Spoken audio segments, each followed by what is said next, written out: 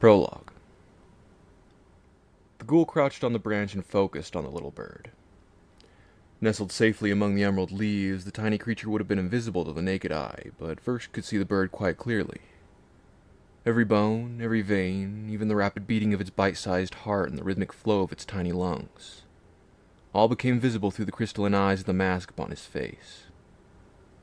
Surrounding the translucent being was a gentle silver glow, the prey's life force made manifest before the predator's eyes. It would soon be rid of that. He pressed his toes into the branch and carefully leveraged himself toward the morsel. As he crept silently, the bird stood completely still, but through his mask, Versh could see silvery ripples beginning to flow out from the creature. Faint echoes, nearly imperceptible mirages of the bird taking off in different directions. Some flying toward him, some spiraling away, and very few of them meeting their demise as they collided with the similar echoes of the ghoul's own victorious hands. Verk stiffened in an attempt to ward off those far too numerous mirages that disagreed with this outcome. It took a while for the threads to dissipate, and with every passing second he felt the side of his palm digging deeper into the rough bark of the tree. Finally, the old magic proved more patient than his balance. His wrist strained, the echoes began flowing out from the bird once again, and he was forced to act. He leapt forward and reached out to snatch the tiny creature. Thousands of twisting silver echoes erupted from the bird, nearly blinding him. One of them flew at his face in attack, and he reflexively tried swatting at it. The actual bird flew off in the opposite direction, carrying the echoes with it like streamers in the wind. Verks lost his footing and crashed through the branches below. A string of curses tumbled from his lips, scaring away any other birds in the tree and probably all other animals in the vicinity. He managed to grab hold of one of the lower branches before hitting the ground and hauled himself onto it. So much for that little experiment. He crept along the creaking branch toward the trunk and shimmied down to the ground in defeat. He had hoped he'd be bringing home something nice from this little outing. After his last adventure, Sneerin would be expecting something substantial. Something tasty, at the very least. Bird meat was delicious, but they could be 100 times harder to catch than even the cleverest of speaking prey, even with this new device to let him see so clearly. He brushed himself off and continued quietly through the forest, peering through the translucent trunks and branches for anything warm and wet. The light would be fading soon, and though the mask allowed him to see in the dark, he was still subject to hunger and fatigue. He finally spied a soft glow off to his left. Curled up under a bundle of knotted roots was a small family of gully weasels preparing for the night. Better than nothing. The mother fought back with a ferocity that might have dissuaded Verks in earlier days, but watching the thrashing silver echoes of the creature flailing mindlessly this way and that made the display much less intimidating. He stomped on her head.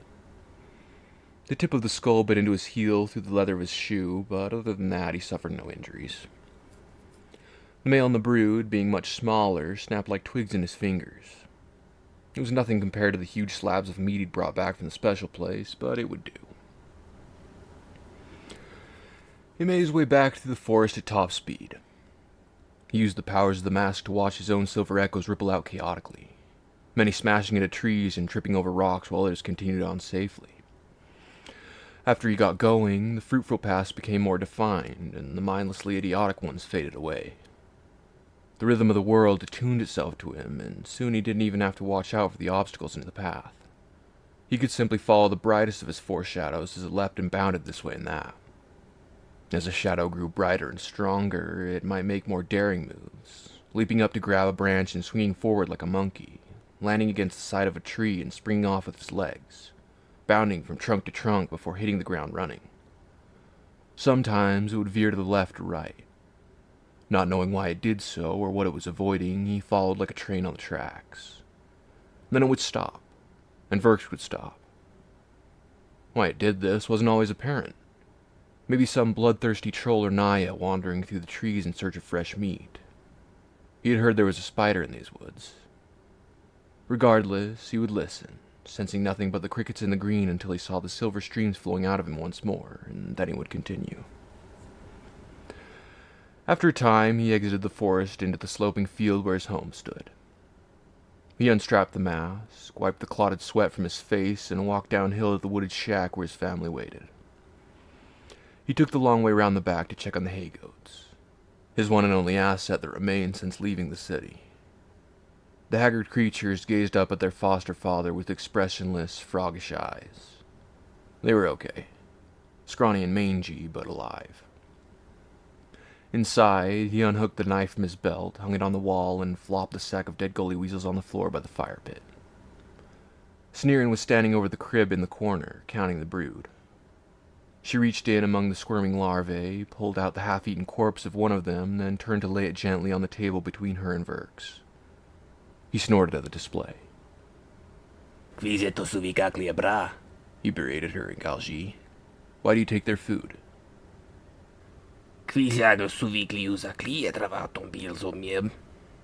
Why do you not bring them more food, dear? He snarled, pointing to the sack by the fire. What is this, darling? She eyed the small pouch contemptuously. Scraps. Verks scoffed and walked over to the crib to peer at the creamy mass of writhing larvae.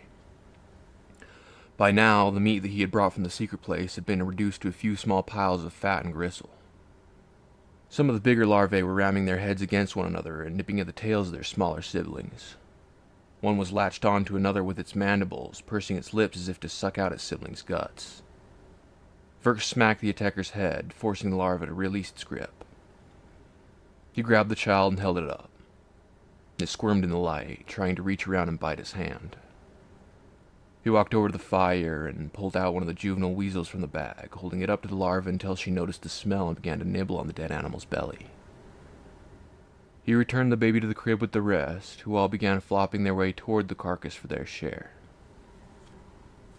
Subdued, Verks asked his mate. How many? 24.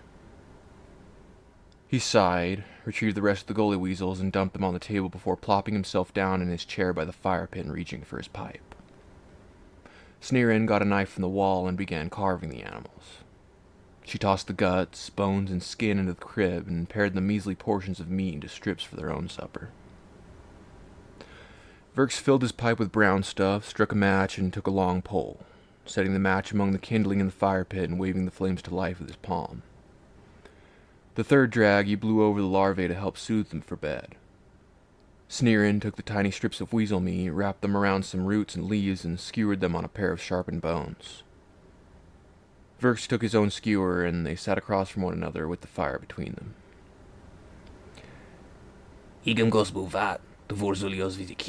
Said Sneerin. We cannot live this way forever. Verks spat into the fire. What can I do about it? Sneerin sighed and pointed to the satchel hanging by the door.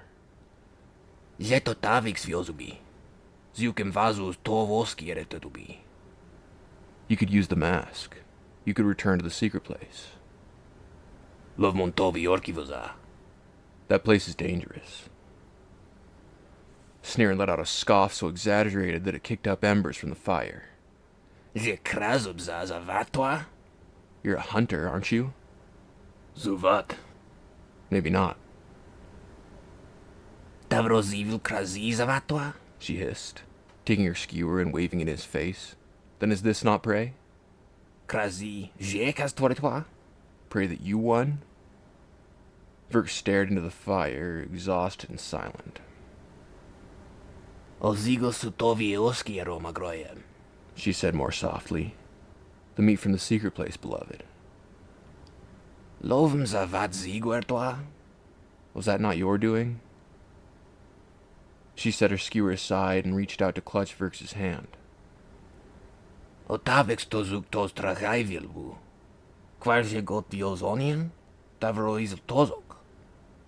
The mask can make you like a god. If you use it well, it will. Verks remembered the streamers that led him through the forest so smoothly. The way he had used the mask to sneak up on the beast in the secret place that night and carve it without alerting his kin to his presence.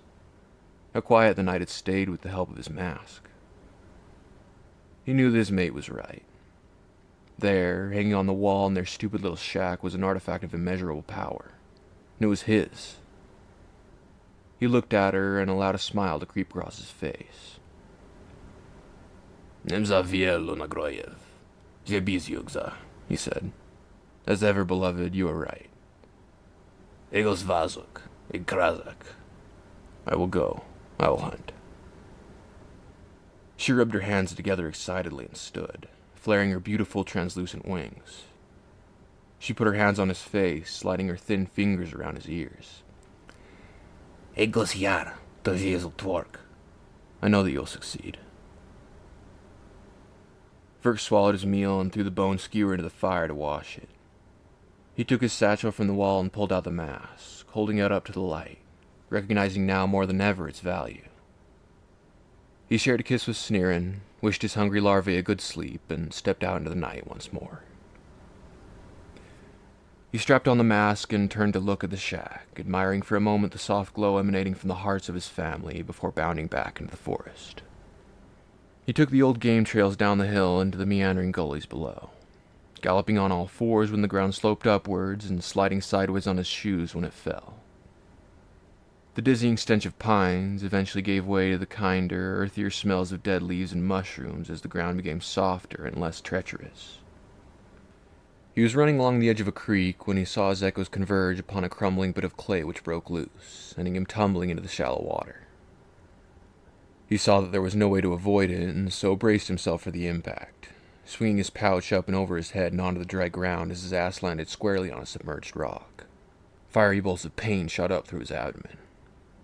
He was surprised out of the flow of the mask, and his echoes scattered about him in chaos, but he emerged onto the creek bed mostly unharmed.